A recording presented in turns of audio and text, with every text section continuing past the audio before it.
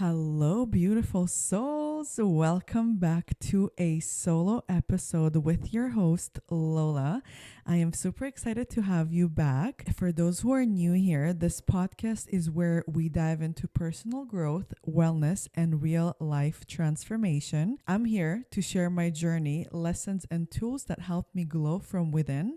We keep it real, we keep it raw and unfiltered. From navigating grief to healing to balancing hormones and mastering self care. My goal is to inspire, empower, and remind you that you deserve the life that you want. So grab your favorite drink, get cozy, and let's glow together. On today's episode, I want to talk about a very important topic, which is finances. Now, I know back in the day, the men played the provider role. Many women back in the day, back in my parents' generation, the dad was the caregiver, the mom took care of the household, raising the children, making a home feel like home. But when it came to finances, the dad took care of everything. In our today's society in 2025, it's crucial to know how to take care of your finances. And no, it doesn't mean if you start dating a man, you would do 50-50 with him. I still believe that men in the dating world play a very important part in pursuing a woman, especially at the beginning of stages. So when you come to dinner, at least in my opinion, and he says, oh, let's split the bill, what type of a man you are? If you can't take me out for a nice dinner, how can we build a life together? Will you give me receipts when we'll have a house and we'll share a mortgage? Like, how would that work? That's at least my opinion about that specific dynamic. Not having financial stability can lead to a lot of stress, anxiety. It can also affect your physical health, meaning it's harder for you to afford your gym membership. It's harder for you to afford healthy produce, quality health care. I'm not sure if you live in the States or in Canada, or as simple as a proper gym membership.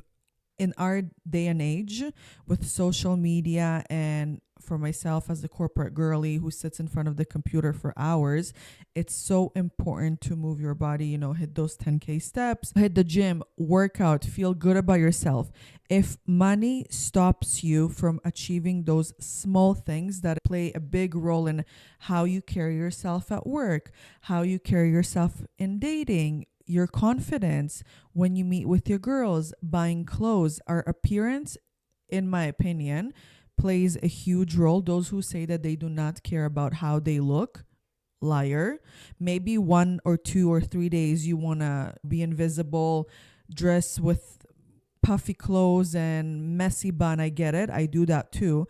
But when the time comes for you to shine and you're on a night out, trust me, that workout you did or been doing and the greens that you've been eating will reflect on how you carry yourself into a fancy dinner, a club, a meeting, a corporate event, and so on, right? Money issues can also affect our social life and activities, meaning not being able to afford going out with your girlfriends, not being able to afford a trip. If everybody are planning to go on a trip and you have financial issues, it will affect your mood. You will have that FOMO effect. It will stress you out.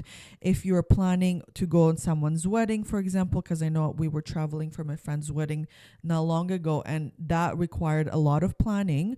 We still did it, but we had to sit down and do our budget to make sure we have enough to buy the dress, to travel, the expenses that came from the traveling, and the expenses that we spent being as a tourist, and putting a nice check to the groom and bride, right? It all has been taken into consideration. Not being able to afford, if you're in your party era, to a festival because it's too expensive. All these things will affect your mood. Once you have your financial stability in place, it will give you so much confidence. The way you carry yourself into a room will be priceless. You will feel more independent and it will give you a security. If you're dating a man for his money and you have no savings, no assets, no value in yourself, as soon as that man gets up and leave you, what are you left with? And I'm not talking about nice, fancy designer bags. Those are amazing for your collection. But when times are hard, the first thing that you will go and sell is that designer bag to give you some cash piece and give you that security to pay off basic needs, right? It's very important to know how to handle your finances, to know how to provide for yourself and how to earn money, okay? And how to spend it smart. I'll give you a little bit of background. The reason why I wanted to dedicate this whole episode for finances is I come from a family where finances, money, was the biggest argument we had across our dinner table. As I mentioned earlier, my dad was the provider. My mom was the individual who took care of the house. But my dad was also the one who handled finances. I started working when I was 15.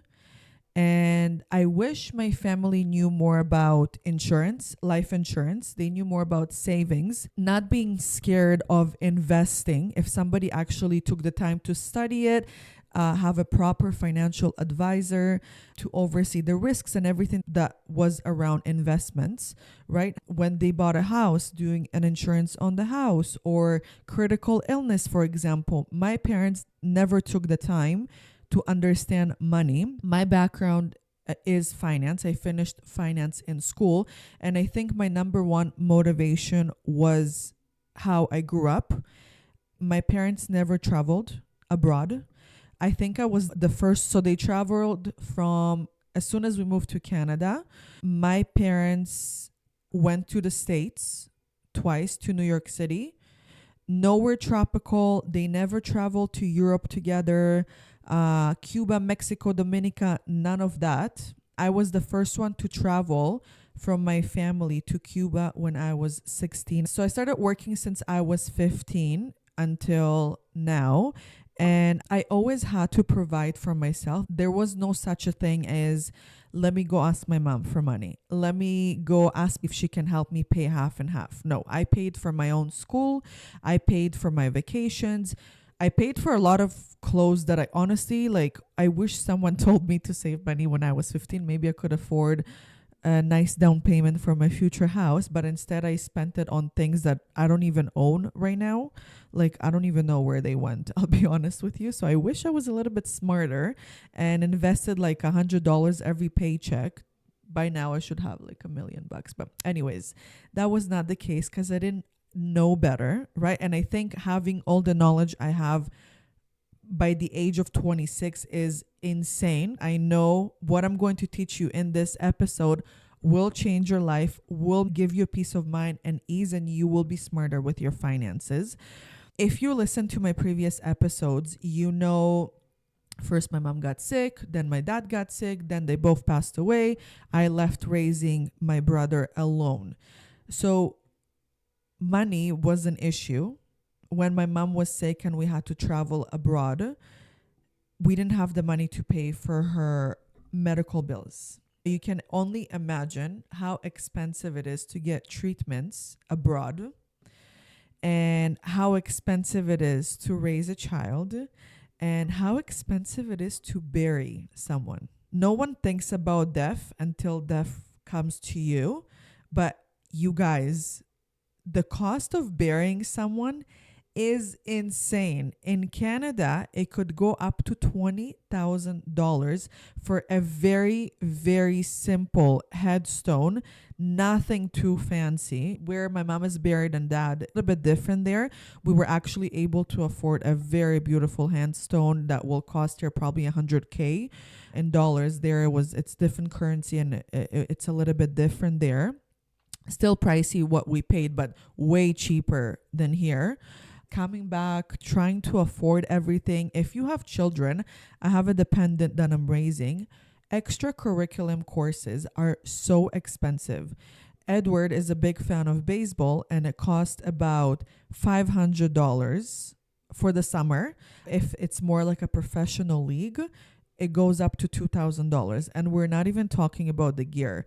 On his birthday, we bought him gear that costed over $1,000. Baseball bat, bag, shoes, new mitt, sliding mitt, and new catching glove. Anyways, it's a whole list. So I had to take care of my finances. And I remember when my dad passed away, it gave me anxiety because I was making $40,000 gross income per year. If you do the net, it's like, what is it, $32,000 a year? How the fuck do you afford rent for $32,000 a year? How do you afford gas, food, clothes, utility bills, anything extra? I won't even talk about facials and getting your hair done and lashes and whatnot, even though like I don't do my lashes. But anyways, that's not the point. It was very overwhelming for someone who lived under my parents' roof and not have to worry about big expenses such as rent. All I had to worry about was restaurants, groceries. I paid my own phone bill, paying O's, and hopefully saving, which I'll be honest with you, I didn't save enough. But we're much better now. I feel like money is status. It's freedom. It's confidence. It's sexy if you know how to take care of your money. If someone tells me they have life insurance or investment or their credit score is like over 800, I'm like, wow, it's such a responsible person. And I know my future partner needs to have all these things in place. Life insurance for him if anything happens to them. I'll give you an explanation why life insurance, and I'm also going to give you step to step how to take your financial how to be more financial responsible and actionable tips on how to take care of it and start living smart with more confidence and actually with money in your bank. But when my mom got sick, being very vulnerable here, we were swimming in debt. We did not have enough money to meet our meds. Okay. Back then I was still in school, so I didn't have enough life experience or experience with money to have a say like I do now. But I remember my dad was struggling a lot. I don't know what happened there. Like, the job was not good? Did he need to switch a job? He was a truck driver. Was the market not strong enough? I'm not sure what exactly happened there, but I know we had to do a GoFundMe to afford my mom's treatment. So that's the first inconvenience and exposure we had. If there's something that's really hard for an individual to do, is to ask for help, especially when it comes to finances. For Eastern Europeans, we don't talk about money. That's the one thing. My mom would never talk to my grandma about how they're doing with their finances, or vice versa. If we sit around a table, I remember for my family's friends, they would never discuss finance. But at the same time, everybody were living the best life they can with a credit card balance due. But nobody will talk about that. That's the first issue I had with money and the first exposure to how money can really affect you. Not being able to afford a flight ticket to travel abroad because we just didn't have the money and we had bills that were overdue for my parents. My parents didn't have anyone who would sit them down and have a conversation with them on, do a budget. People think that if they know approximately how much they spend on rent, on subscriptions, on grocery stores, meaning you are in control of your finances. No. You'd be surprised when you sit down and you do a budget and you print 3 bank statements and you view every fucking transaction. You'll be overwhelmed at how much money we spend on unnecessary things. We tend to spend on things that we don't even actually need. Like right now, I've been very cautious of what I buy and how I spend my money, but I can open any closet and find at least 5 things that, like, why did I buy them? It was a very short-term pleasure for a short-term thing. Okay. So that was the first exposure, not having money when you actually need them. That's my number one fear and anxiety is, what if something happens to me and I don't have the money to take care of me, or I need to make another public funding to gather money. Then my father, when he passed away, my parents had no will and they had no life insurance. If my parents were to do life insurance policy on each other, and let's say if the policy is for $1 million and my mom passed away, my dad would be the beneficiary and he will get all that lump sum of money. He could have paid down the mortgage and have a house mortgage free. Okay. My parents did not do life insurance because their monthly payment were expensive. They were over 30. They were both smokers. The sooner you do it, and if you're a non-smoker, the cheaper it is. If you smoke, then the risk for the insurance company becomes higher. Therefore, will charge you higher premiums. So my parents opt out from getting a life insurance. Then instead of learning from my mom's situation, right? And luckily, the mortgage was under my mom and dad, and like my dad, obviously he was our guardian, so no legal involvement had to be done, and the house was rolled over to my dad. He still had access to the bank account. Like, he didn't need my mom's signature to sell the house because he was on title too. However, if for some reason he wasn't on title and the house was on my mom's name, we would have had a big problem. We would have had to go through court, pay insane amount of legal fees to solve that issue. My dad should have had a will in place, and I'll tell you why. When you have an underage child left with no living parents, the court will not always assume that the sibling will take care of the minor, right? You need to prove it to court that you're in mental capacity to take care of that child, that you're financially capable, that you have a really good relationship. If there's something that bothered me was when they came to our house and took him to separate rooms and had a conversation with him about how he's fed and showered and spoken to. Like, it's intimidating. So the will, again, was not in place. So taking care of the house, the vehicles, everything was left in the air. So that's another financial irresponsibility. If you are a parent, if you are a guardian to a child, it doesn't matter. Your sibling, you have your own children. It's so crucial. If there's one thing I want you to take away from this, is revisit who is going to take care of your kids and will they be financially okay? Meaning, if you're leaving one spouse to take care of everything else, do you have financial insurance in place? If you don't know anything about financial insurance, or you feel like this episode will not educate you enough, speak to a financial advisor. If you have zero knowledge about finances, speak to at least 2 or 3. You most likely will get the same knowledge, but every person will have different techniques of explaining the importance and the benefits of having life insurance. Okay. So life insurance is one thing. Who will take care of your children, and are you leaving them financially secure?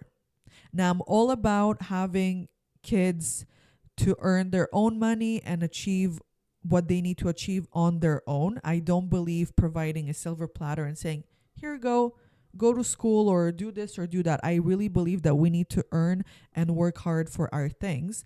But at the same time, if anything were to happen to me today and I have a guardian in place for Edward, I need to make sure that the guardian will have the finances to take care of Edward or my kids, right? Because you don't want to rely on their finances. It's not fair to anyone. Just the responsibility of raising someone else's child or guardian is massive. So we want to make sure we ease it as much as possible.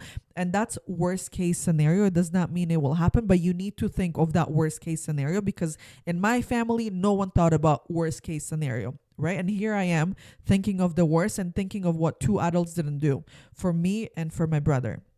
You can do the life policy for the child or for the adult who will take care of that child. For example, either your spouse, very good family friend, or someone you already had the conversation and asked them if they could be the guardian of your children. Finances is everything. What will happen if I get laid off, if I get sick, if I die? You need to ask those ifs. what if, right? You want to make sure you are protected. If you live in Canada and you think EI will be so generous and help you, wrong. They will help you, but the benefit amount is so fucking low that I don't even know if it'll be enough to cover half of my rent. Let's just put it that way. I recommend, if you're going to speak to a financial advisor, speak about critical illness, okay? If you're single and you're like young and you have no children and you're listening to gain knowledge, trust me, there's more coming about finances. But if you have a dependent period, and you can't work and you get sick, you want to make sure you will be financially okay to get the treatment you need to get. And whatever it is, if you want to do it more holistically or if you want to do it through the healthcare system, whatever you decide to do, if anything happens to you, you want to make sure you can take the time off work. You will have enough funds to cover your basic needs and you can have ease and focus on your health instead of be stressed out about money. Okay, that financial security is called critical illness. Again, if you're going to speak to a financial advisor about life insurance, ask them about critical illness. Those are the two things I have in place for me. I have life insurance for Edward and I have critical illness that covers over 30 diseases, including cancer, because that was one of my biggest fears. What if I get cancer? You know, seeing someone who passed away from cancer, you always ask that question, what if? I know I already did some research that cancer is not genetic, but I need to protect myself and I want to be as cautious as I can. That is why I bought that critical illness. I pay around $160, if I'm not mistaken, for my life insurance and for critical illness. Those are the best $160 I spent per month, knowing if nothing happens to me, I don't even care about throwing out those $160 and never using the policy. That's my goal. But eventually we all die or we get sick somehow, right? But if I never get sick or I don't die, I don't die before the policy expires, I'd rather spend that money there and not use it than needing it and not having it, right? We spend so much money on useless stuff that we don't even need, from makeup, from clothes, for food that you buy and then you end up throwing out, or memberships that we buy and we don't even use. So you might as well spend that money towards somewhere that will actually benefit you. God forbid anything happens to you. We cannot live in an illusion that we are safe. Nothing will ever happen to us. We are protected. Shit happens. Let me tell you, we are not walking saints. People die every single day. Shit happens every single day. Protect yourself. Take the extra precautions. Study, educate. Put those policies in place to protect your own peace of mind.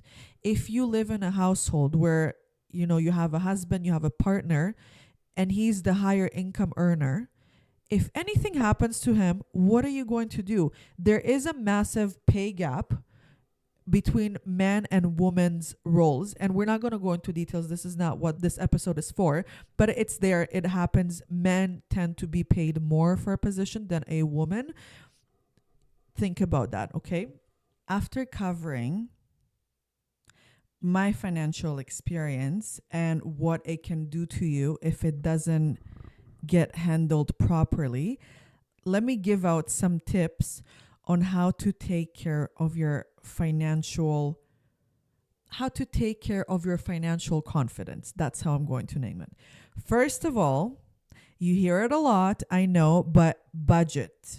What you're going to do is you're going to go to your bank account, online, your app, whatever, go to a physical branch, whatever you decide, print out 3 monthly bank statements, your checking account and your Visa account, okay? You're going to gather that and you are going to get a copy of your Equifax report. So if you live in Canada, there's a site that keeps your credit score. So how good and responsible you are at making your payments on time, okay? Who keeps track of it is a company called Equifax or TransUnion. they keep a score of how great of a borrower you are. That's the word. Okay. Equifax is the most common one. And you want to get a copy of that report. Usually it takes about 2-3 weeks for it to be mailed out to you in the mail. They never email it to you because it's confidential. So wait for that copy to come. Okay. You're going to sit down and you're going to review your bank statements, and you're going to make a list of how much you spend on rent or mortgage, your utilities, and your subscriptions, meaning gym membership, Spotify, Netflix, Disney Plus, Amazon Prime, the monthly fees that you pay for your bank account, car insurance, policy, car wash, what else? Any memberships that you can think of. Okay. And based on those 3 month statement, you're going to see how much you spend per month on groceries every single month, and you're going to use average. Same thing for gas, okay? And same thing for eating out, and how much you spend on like haircuts, accessories, any grooming stuff, and clothes. If you are scared to open your bank account and see how much money you have left in there, you know there is an issue, and this episode is exactly for you, because you need to be confident enough to check your bank account 5-7 times a day, know exactly what is happening in your account, and not have a fear of looking at your account. Swiping your card magically and closing your eyes, hoping you'll never have to pay it back, will just not happen. Apple is not paying your bills, you guys. You're actually paying for your bills. I know the sound of click is exciting, but it's actually you paying back. After you do a proper budget, it will be such an eye-opening, because you will see exactly how much you spend per month. Now, if you think negotiating is not sexy, it's sexy. It's so sexy to call your phone provider and negotiate your bill.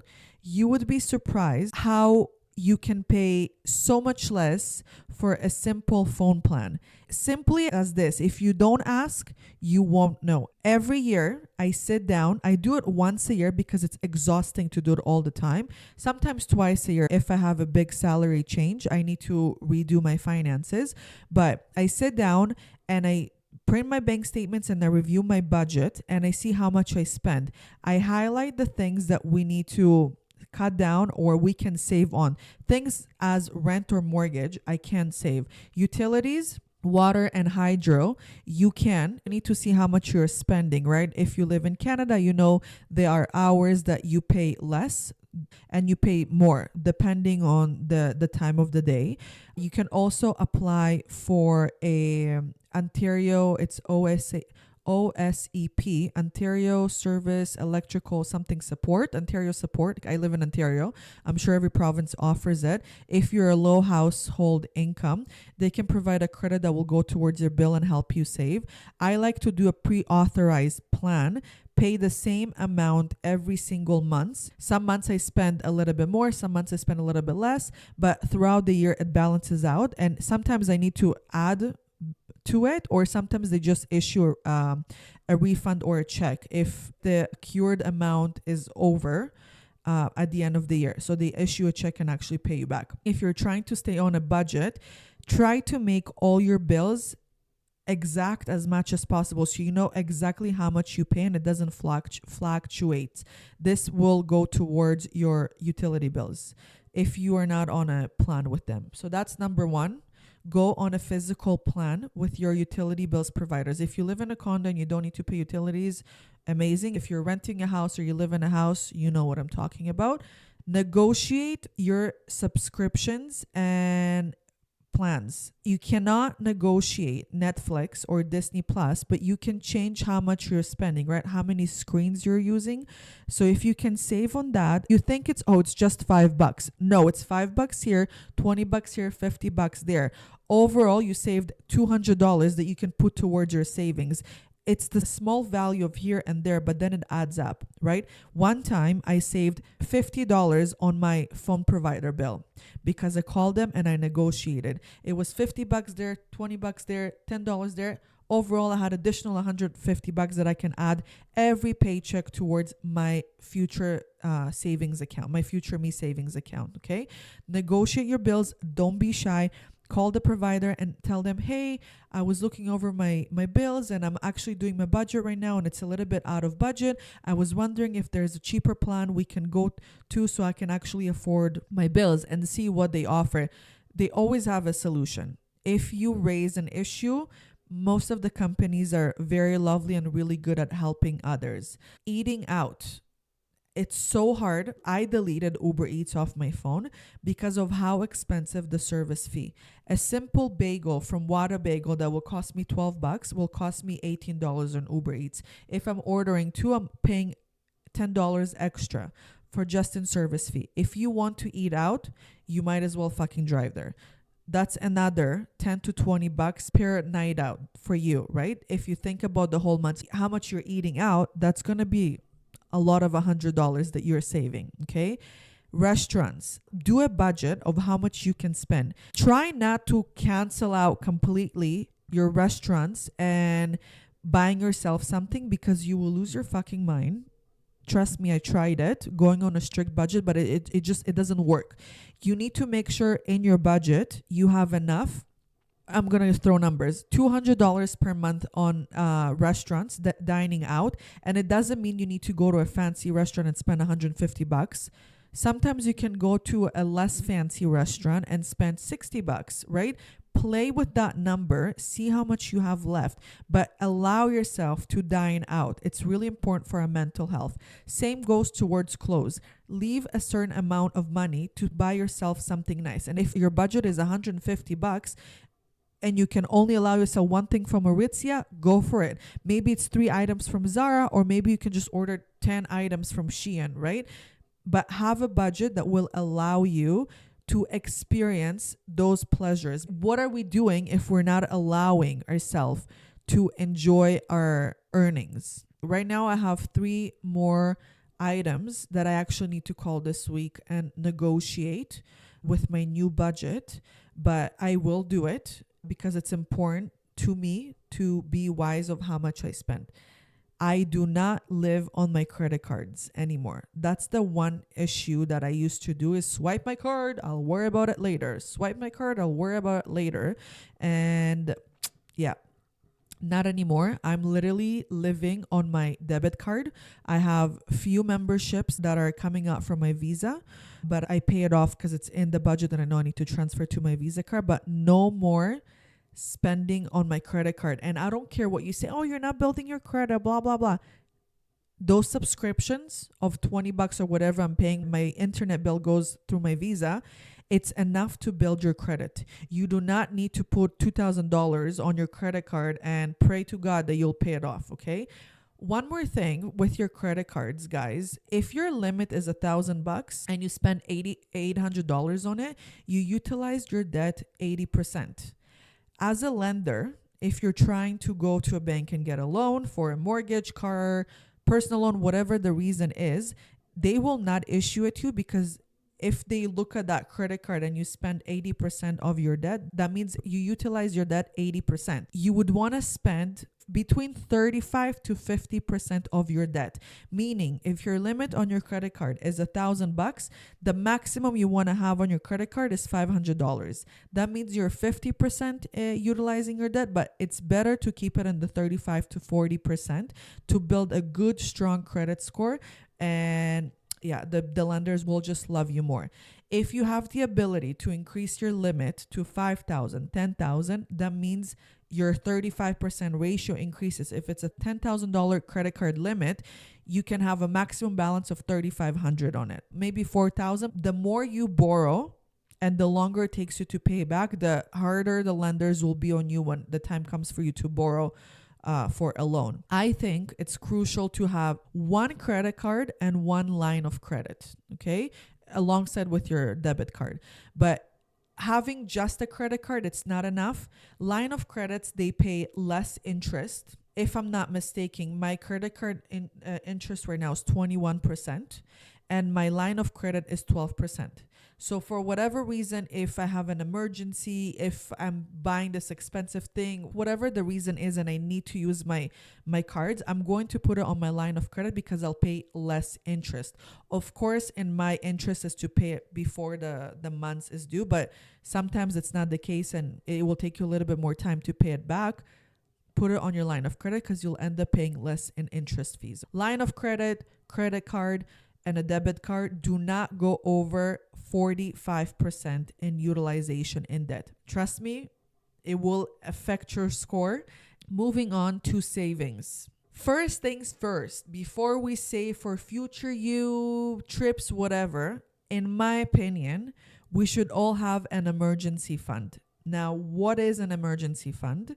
Emergency fund is basically after you do your budget and you know exactly how much you spend per month, you're going to multiply that by 3, and that's how much you need to have aside for you in case of an emergency. You're going to use that emergency in case you get laid off, in case you get sick, something happens to you and no income is coming towards you. That is your emergency fund to pay off your basic expensive needs, which is your rent, utilities, car insurance, all the bills. Okay. If you have critical illness and you got sick, amazing, extra money for you to use. Plus, you're going to apply for EI, which is the insurance you get from your province. And if you are lucky, your employer also has an insurance over you and you'll get an additional earnings from them. That way, you are basically wrapped around in case of an emergency. That gives me such a peace of mind, and I can not be stressed over fearing of anything happening to me. They suggest 3 to 6 months. I have 4 months of emergency fund. If you can have 3 to 4 months, amazing. It will give you such a peace of mind. After you finish saving the 3 to 4 months, okay, I like to have 3 different savings accounts under one portfolio. I do not invest my money with my bank. I invest privately with a financial advisor. There are plenty of them out there. If you need one, DM me. I can recommend someone for you. But I like to invest my money somewhere I cannot see. Meaning I can still log to that account and see how much money I have in savings, but I don't want them to be in the same account that I spend. I want it to be elsewhere so it doesn't confuse me. I like to keep it separate. Okay. I know I have a pension fund with my employer and it's with a different bank. And I also have a future me investment account in a separate bank. So I keep my eggs not in the same basket for economic purposes. And again, in case anything happens, right? I have a future me. Okay. I have vacation account and I have holidays, which is Christmas. Every fucking Christmas, I get into so much debt because gifts just pile up. And every time I tell myself this year I'm not doing any gifts, you end up doing gifts and you end up spending $2,000, if not more. Starting the new year, you are crashing financially because you're recovering. Now, for me, Edward's birthday is in December, and just his birthday alone is about $1,000. That's how expensive it is to celebrate kids' birthday. It's the celebration, it's taking out the kids to play, it's the gifts, it's expensive. Then celebrating the holidays, Christmas and New Year's. And then in January, it's my birthday and I always like to go big. So if I'm carrying forward debt from last year, I cannot spoil myself enough in January. So I decided from this year, we're doing a holiday account. I know approximately how much I need per holiday. It's about $1,500 for Christmases. I take that $1,500 and I divide it into my pay period. And that's how much I need to put aside every paycheck, and I get paid semi-monthly. So that's another example how you can do your finances. So every Christmas, you're not ripping yourself into pieces to afford gifts. And I love the holiday spirit and I don't want to cut or be on a budget. I want to enjoy the buying gifts process, wrapping everything for my friends. I want to enjoy that holiday spirit. Therefore, I plan ahead. The Future Me account is basically down payment on a house or anything for the future. If I want to buy a car, if I want anything major, okay? And then we have a vacations account.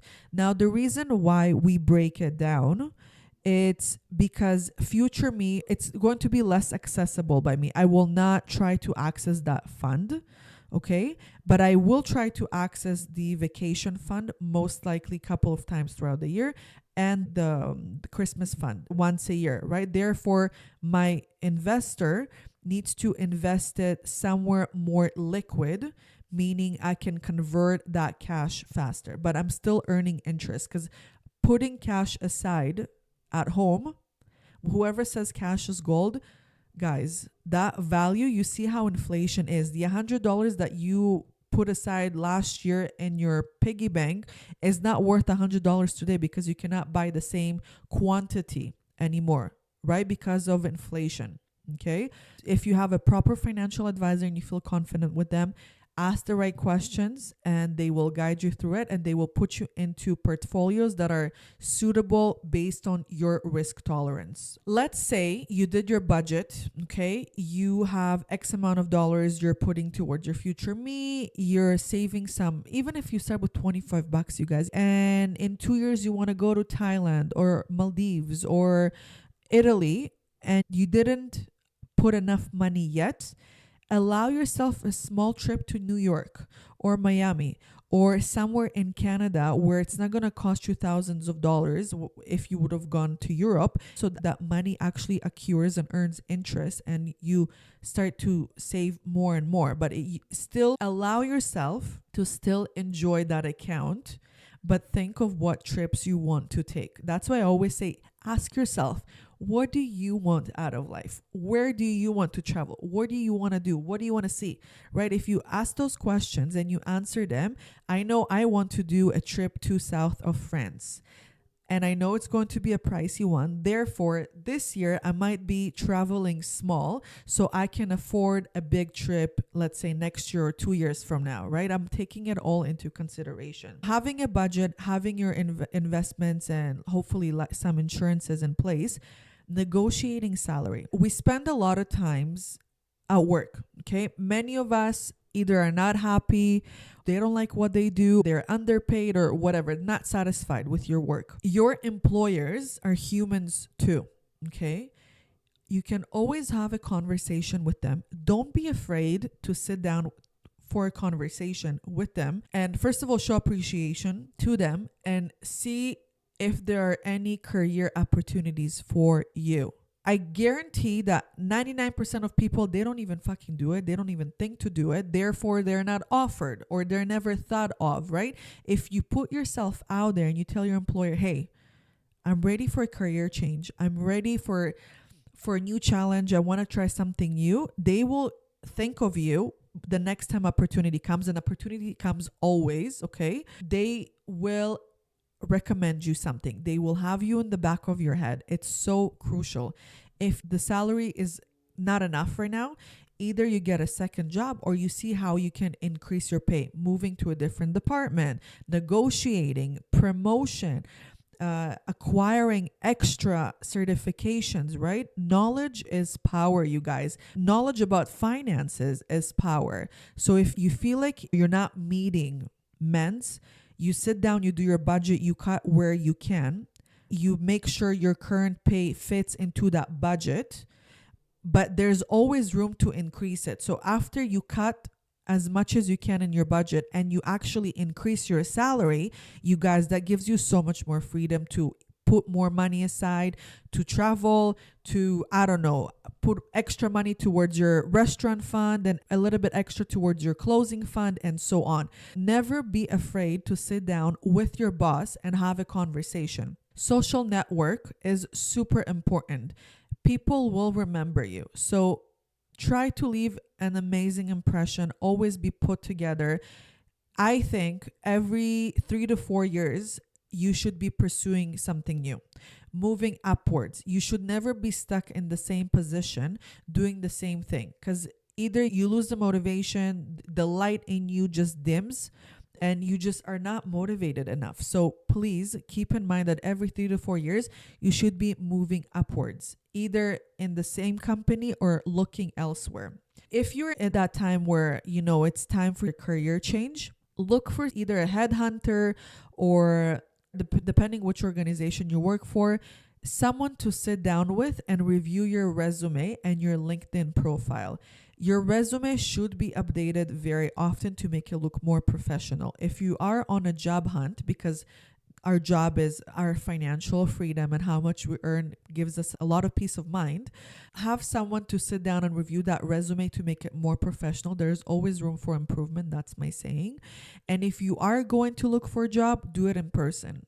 Okay. If you're doing it online, take the time. Don't apply for 100 jobs without making your resume suitable enough for that place. It takes time to find good company, secure good income, and actually enjoy what you're doing. So don't lose the hope, but do those important steps. That is all I have for you guys today. I think it's a lot of information. If you are going to implement the recommendations that I have made here, definitely take out a piece of paper and a pen and write the recommendations down.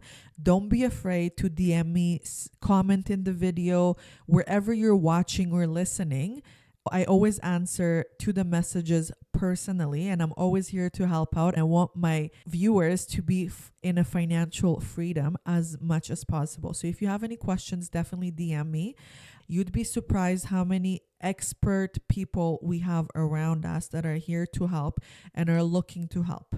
But take responsibility of your financial freedom, because if you won't do it, no one else is going to do it for you. I love you guys and I appreciate all the support. Don't forget to like, comment, and share if you really enjoyed this episode. I love you guys and I'll see you on the next one.